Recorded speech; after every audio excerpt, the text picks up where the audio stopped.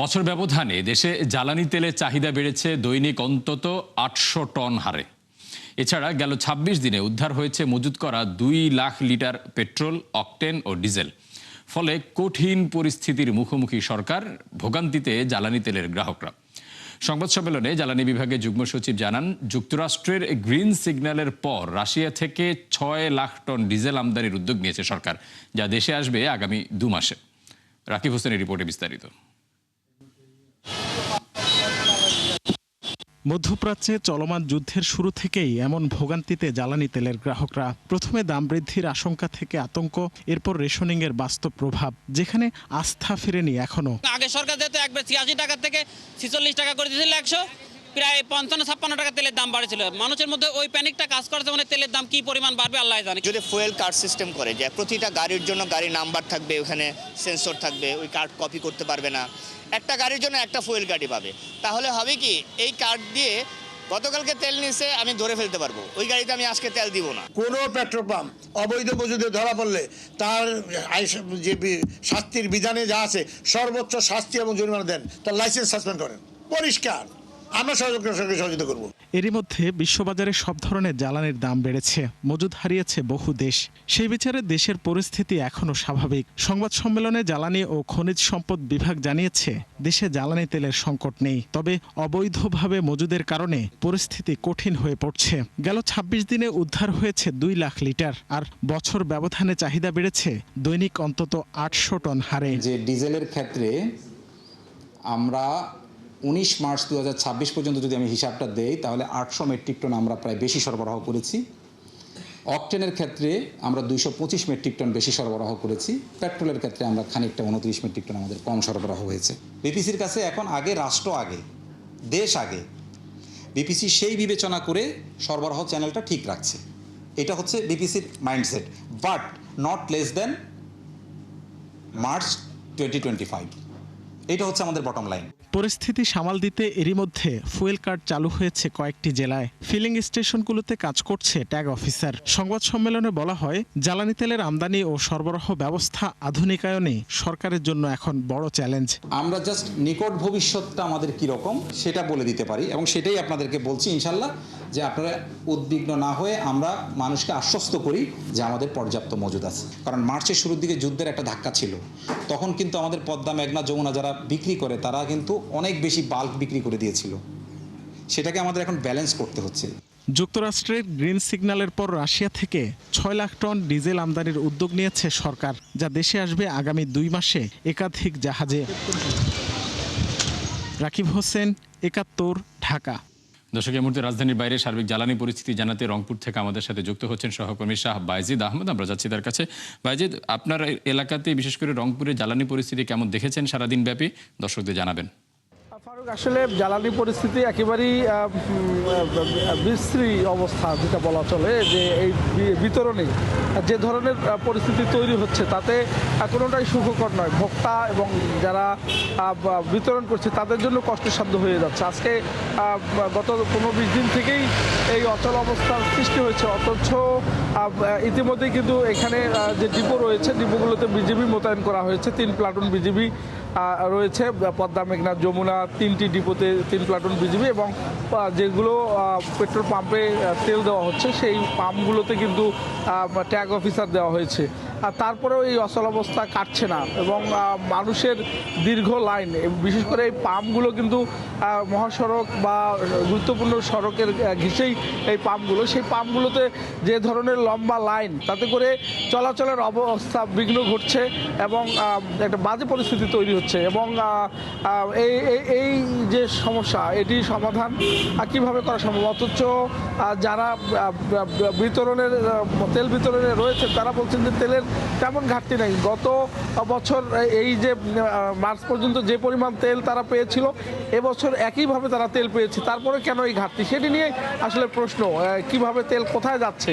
আর তবে সহজ সমাধান হলো যারা এই তেলটা মজুত করছে। বাইজিদ, আপনাকে অসংখ্য ধন্যবাদ। আমরা বুঝতে পেরেছি রংপুরে জ্বালানি পরিস্থিতি। দর্শক, রংপুরে জ্বালানি পরিস্থিতি জানাচ্ছিলেন সহকর্মী শাহ বাইজিদ আহমদ। মধ্যপ্রাচ্য যুদ্ধের জেরে চলা জ্বালানি সংকটে চরম ভোগান্তিতে পড়েছেন পরিবহন মালিক শ্রমিকরা। পাশাপাশি আর্থিক চাপে পড়েছেন উদ্যোক্তারাও। তাদের দাবি, দাম না বাড়লেও বেড়েছে পরিবহন উৎপাদন ব্যয়। অন্যদিকে চাহিদা কমছে দেশি বিদেশি ভোক্তাদেরও। রাকিব হোসেনের বিশেষ রিপোর্ট। ঢাকায় মোটরসাইকেলে যাত্রী সেবা দেন নওগাঁর এরশাদ আলী। আনুষঙ্গিক খরচ বাদে দৈনিক অন্তত ১৫০০ টাকা আয় ছিল তার। বছর দুয়েক ধরে এতেই চলেছে ৫ সদস্যের পরিবার। কিন্তু মধ্যপ্রাচ্যে যুদ্ধের জেরে দেশে জ্বালানি তেলের সংকট দেখা দেয় বিপাকে পড়েছেন তিনি। সময়মতো তেল না পেয়ে আয় খুইয়েছেন ৫ ভাগের ১ ভাগ। সংসার চালাতে অনেক কষ্ট হচ্ছে। যেটা ইনকাম ছিল, হয়তো আমাদের ছেলের লেখাপড়া, টিউশনি ফিস, এটা দেওয়ার সময় মতো পারতেছি না, ঘর ভাড়া দেওয়ার সময় মতো পারতেছি না। এটা এখন কষ্ট করে চালা লাগতেছে। একই পরিস্থিতিতে ট্রাক, কাভার্ড ভ্যান মালিক শ্রমিকরাও। মাসখানেকের সংকটে কমেছে ট্রিপের সংখ্যা, বেড়েছে ভোগান্তি। ফলে দিনের পর দিন অলস বসে থাকছে মালবাহী এই যানবাহনগুলো। অনেক ক্ষেত্রে বাড়তি দামে খোলা বাজার থেকে তেল কিনে গাড়ি চালাতে হচ্ছে বলেও অভিযোগ তাদের। যে তেলটা আমি পাম্প থেকে পেতাম, এই পাম্পের লোকেরাই সিন্ডিকেট করে রাস্তার পাশে তেল দিয়ে দিছে। আর রাস্তার পাশের তেলের দোকানদাররা বলতেছে আমার থেকে তেল নিতে হলে এত টাকা বাড়তি দিতে হবে। ওই দিন গাড়িতে মালামাল ছিল, কিন্তু তেলের জন্য আমি গাড়িটা এখান থেকে আমি সিটাং বাড়িতে পারিনি এবং যাইতে পারিনি আমি নিজে। পরের দিন আমি সিটি বাম্বের থেকে তেল নিয়ে পরে সিটাং গেছি। 2 দিন লাগছে সিটাং যাইতে লোড গাড়ি। এদিক দিয়ে ট্রান্সপোর্ট আলা চিল্লাচিল্লি করে, ওদিক দিয়া গার্মেজ আলা চিল্লাচিল্লি করে, চিটাং থেকে সিএনএফ চিল্লাচিল্লি করে। চলমান এই অস্থিরতার প্রভাবে দুইভাবে ক্ষতিগ্রস্ত হচ্ছেন দেশের ক্ষুদ্র ও মাঝারি উদ্যোক্তারা। যেমন এসএমই প্রতিষ্ঠান ক্রাফটিমেশনের কথাই ধরা যাক। একদিকে জ্বালানি সংকটে পণ্য উৎপাদন ও পরিবহনে বেড়েছে খরচ, অন্যদিকে কমছে বৈশ্বিক ক্রেতার চাহিদা। প্রফিট মার্জিন, ওই মার্জিনটা লো করতে করতে আমার এখন সাস্টেইন করার অনেক ডিফিকাল্ট হয়ে গেছে। যদি এই পরিস্থিতি থাকে দেশের, তাহলে আমার মনে হয় 2-3 মাস বড়জোর আমার পক্ষে সম্ভব সাস্টেইন করা, কারণ অপারেশন কস্ট অনেক হাই।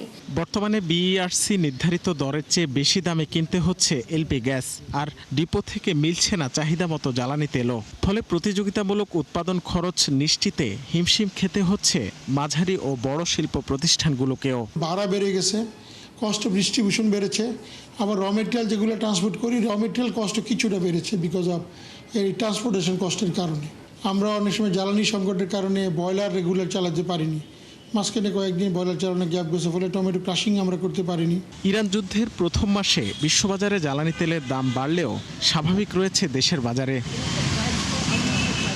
রাকিব হোসেন, ৭১, ঢাকা। বড় ধরনের আর্থিক অনিয়ম হয়েছে অগ্রণী ব্যাংকের সহযোগী প্রতিষ্ঠান অগ্রণী এক্সচেঞ্জের মালয়েশিয়া ও সিঙ্গাপুর শাখায়, যা উঠে এসেছে ব্যাংকের বিশেষ অডিটে। বলা হয় এই কাজে জড়িত ছিলেন 2 প্রতিষ্ঠানের বর্তমান ও সাবেক শীর্ষ কর্মকর্তারা, যাদের বিরুদ্ধে শাস্তির সুপারিশ করা হয়েছে প্রতিবেদনে। আব্দুল জাহের আনাসের রিপোর্ট। বিদেশ থেকে রেমিটেন্স আহরণে দীর্ঘদিন ধরে গুরুত্বপূর্ণ ভূমিকা রেখে আসছে অগ্রণী ব্যাংকের 2 সাবসিডিয়ারি প্রতিষ্ঠান সিঙ্গাপুর এক্সচেঞ্জ হাউস এবং এসডিএন বিএইচডি মালয়েশিয়া। কিন্তু দীর্ঘদিন ধরে কার্যক্রম পরিচালনার বিপরীতে সেখানে আর্থিক অনিয়ম দুর্নীতির অনন্য নজির স্থাপন করেছেন দায়িত্বশীল কর্মকর্তারা, যা উঠে আসে 2017 সালের জুলাই থেকে 2024 সালের ডিসেম্বর পর্যন্ত করা ব্যাংকের বিশেষ অডিট প্রতিবেদনে। প্রতিবেদন অনুযায়ী ওই সময় সিঙ্গাপুর এক্সচেঞ্জ হাউসে মোট $1,06,000 বেশি অনিয়ম ধরা পড়ে। এর মধ্যে প্রতিষ্ঠানের সাবেক সিইও আবু সুজা মোহাম্মদ শরীফুল ইসলামের বিরুদ্ধে অভিযোগ ওঠে $63,000 বেশি অর্থ আত্মসাতের। প্রবাসীদের পাঠানো অর্থ ব্যাংকে জমা না দিয়ে ব্যক্তিগতভাবে ব্যবহার এবং হুন্ডি চক্রের সঙ্গে লেনদেনের যুগসূত্রের কথা উঠে আসে প্রতিবেদনে। একই সাথে বর্তমান সিইও মীর বাইজিদ হোসেনের বিরুদ্ধেও তথ্য গোপনের প্রমাণ পায় ব্যাংক কর্তৃপক্ষ। জরিমানা এবং ব্যবস্থার কথা আমরা বলি, এইটা মোট যেই লাভ আছে দুর্নীতি করলে তার তুলনায় এত কম যে আপনার বিভিন্ন ব্যাংকের এই ধরনের জরিমানা যথেষ্ট পরিমাণ আসলে কোনো কার্যকর ভূমিকা রাখতে পারছে না। এইটা তো আমাদের মানতে হবে। দ্বিতীয় বিষয় হলো যেটা যতখানি আমার এই ব্যাংক পর্যায়ের ব্যক্তিদেরকে এটার আইনের ভেতরে আনা হয়েছে, সেটার হয়তো খুব ফলাফল আমরা এখনো দেখি না এই বিচারিক প্রক্রিয়ায়। অন্যদিকে মালয়েশিয়ায় অনিয়মের চিত্র ছিল আরও ভয়াবহ। মাত্র 60টি আপত্তিতে 1,24,000 রিঙ্গিতের অনিয়ম পায় বিশেষ কমিটি। এর মধ্যে সিইও ও পরিচালক সুলতান আহমেদের বিরুদ্ধেই পাওয়া যায় প্রায় 52,000 রিঙ্গিতের অনিয়ম। এছাড়া সাবেক সিইও খালেদ মোর্শেদ রিজভির বিরুদ্ধে 16,584 রিঙ্গিত ও লুৎফুর রহমানের বিরুদ্ধে 6,000 রিঙ্গিতের অনিয়ম উঠে আসে প্রতিবেদনে। এ আপত্তির বিপরীতে 46,000 রিঙ্গিত আদায় হলেও অনাদায়ে প্রায় 78,000 মালয়েশিয়ান মুদ্রা।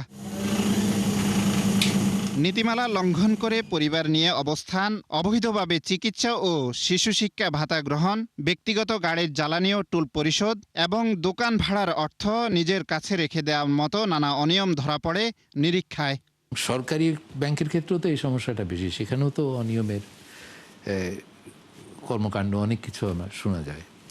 কাজে যে সমস্ত এই মানে একেবারে মতি টেন গুনে ধরে গেছে প্রতিষ্ঠান, যেগুলোর ভবিষ্যৎ নাই, সেইগুলোকে লাইফ সাপোর্টে রাখা, এই পথ থেকে আমাদের বেরোতে হবে।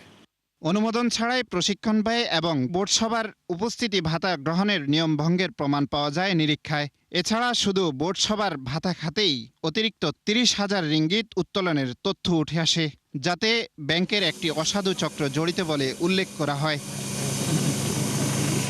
সুপারিশ অনুযায়ী দ্রুত ব্যবস্থা না নিলে এ খাতের আস্থা ফেরানো কঠিন হবে বলে মনে করেন সংশ্লিষ্টরা। আব্দুজ্জাহের আনাস, ৭১, ঢাকা। বাংলাদেশের ইতিহাসে সর্বোচ্চ রেমিটেন্স পাঠিয়েছেন প্রবাসীরা। মাসের 29 দিনে যা $349 কোটি। বাংলাদেশ ব্যাংকের তথ্য মতে কেবল 29 মার্চে $15 কোটি পাঠান প্রবাসীরা, আর 29 দিনে তা ছিল $349 কোটি, যা আগের বছরের একই সময়ের চেয়ে 7% বেশি। মূলত রোজা ঈদ ঘিরে দেশে আসে এই অর্থ। এ নিয়ে চলতি অর্থবছরের শুরু থেকে এখন পর্যন্ত এসেছে $2,594 কোটি, যা আগের বছরের একই সময়ের তুলনায় 19% বেশি। এদিকে অর্থ বছরের 8 মাসে বিদেশি ঋণের অর্থ ছাড় হয়েছে $305 কোটি, বিপরীতে পরিশোধ করা হয়েছে $290 কোটি। ইআরডি এ তথ্য প্রকাশ করেছে। ইরান যুদ্ধের ভয়াবহ প্রভাব পড়ছে মধ্যপ্রাচ্যের পর্যটন শিল্পে। যুদ্ধ শুরুর 20 দিনের মাথায় অঞ্চলটির ক্ষতি হয় $12 বিলিয়ন, দৈনিক যা 60 কোটি। বিশ্লেষকদের মতে এই অবস্থা চলমান থাকলে বড় ঝুঁকিতে পড়বে খাত, যার নেতিবাচক প্রভাব পড়বে বিশ্ব অর্থনীতিতে। বিস্তারিত নাদিয়া ইসলাম তুলির রিপোর্টে। ইরান যুদ্ধের প্রভাবে ক্ষতির মুখে মধ্যপ্রাচ্যের পর্যটন শিল্প। হামলা, আতঙ্ক, ফ্লাইট বাতিল সহ নানা কারণে বিপাকে সৌদি আরব, সংযুক্ত আরব আমিরাত, কুয়েত, কাতারের মতো দেশগুলো। তথ্যমতে যুদ্ধ শুরুর 20 দিনের মাথায় উপসাগরীয় অঞ্চলটির পর্যটন শিল্পে আর্থিক ক্ষতির পরিমাণ $12 বিলিয়ন, প্রতিদিনের হিসেবে যা $60 কোটি। বিশ্লেষকদের মতে প্রকৃত ক্ষতির পরিমাণ আরও বেশি, কারণ হিসাবের মধ্যে রাখা হয়নি এভিয়েশন খাতকে। তথ্য বলছে যুদ্ধের প্রথম 24 ঘন্টায় মধ্যপ্রাচ্যে বাতিল হয় প্রায় 3,500 ফ্লাইট। আকাশপথ অনিরাপদ হওয়ায় মধ্যপ্রাচ্যে কার্যক্রম স্থগিত করে লুফথানসা ও এয়ার ফ্রান্স KLM এর মতো ইউরোপীয় বিমান সংস্থাগুলো। ঝুঁকিপূর্ণ এলাকায় ফ্লাইট চলাচল বন্ধ রাখে তুরস্কের টার্কিশ এয়ারলাইন্স ও পেগাসাসও। প্রয়োজনের তুলনায় কমিয়ে দেয় এমিরেটস ও ইতিহাদ। যুদ্ধ শুরুর পর থমকে যায় বিভিন্ন ব্যস্ত বিমানবন্দরের কার্যক্রম। তালিকায় আছে 2025 সালে 9,52,00,000 যাত্রী সামলে বিশ্ব রেকর্ড গড়া দুবাই ইন্টারন্যাশনাল এয়ারপোর্ট ও কাতারের হামাদ আন্তর্জাতিক বিমানবন্দরও। যুদ্ধের ভয়াবহতায় জনশূন্য হয়ে পড়ে মধ্যপ্রাচ্যের পর্যটন কেন্দ্রগুলো। বাতিল হয় রেকর্ড সংখ্যক হোটেল বুকিং। প্রথম সপ্তাহেই দুবাইয়ে বাতিল হয় 80,000-এরও বেশি রুম বুকিং। নিরাপদে সরিয়ে নেওয়া হয় বিদেশি পর্যটকদের। অনেক হোটেল ব্যবহৃত হচ্ছে সামরিক বাহিনীর আবাসন হিসেবে। 2026 সালে মধ্যপ্রাচ্যে পর্যটন খাত থেকে আয়ের লক্ষ্য ছিল $207 বিলিয়ন। বর্তমান প্রেক্ষাপটে এ লক্ষ্য পূরণ অনেকটাই অনিশ্চিত। এমনকি সৌদি আরবের উচ্চাভিলাষী ভিশন 2030-এর মেগা প্রকল্পগুলোর নির্মাণ ও প্রচারের গতিও ধীর হয়ে গেছে। বিশ্বব্যাপী পর্যটক আকর্ষণের প্রায় 5% নিয়ন্ত্রণ করে মধ্যপ্রাচ্য। কিন্তু চলমান ভূরাজনৈতিক সংঘাতে বড় ঝুঁকির মুখে এই শিল্প, যার নেতিবাচক প্রভাব পড়ছে বিশ্ব অর্থনীতিতেও। নাদিয়া ইসলাম তুলি, ৭১। দর্শক, ছিল ৭১ বিজনেসের এখনকার আয়োজনে। সরাসরি সংবাদ অনুষ্ঠান দেখতে চোখ রাখুন ৭১-এর ফেসবুক পেজে এবং সাবস্ক্রাইব করুন ৭১-এর ইউটিউব চ্যানেল। থাকুন ৭১-এর সাথে।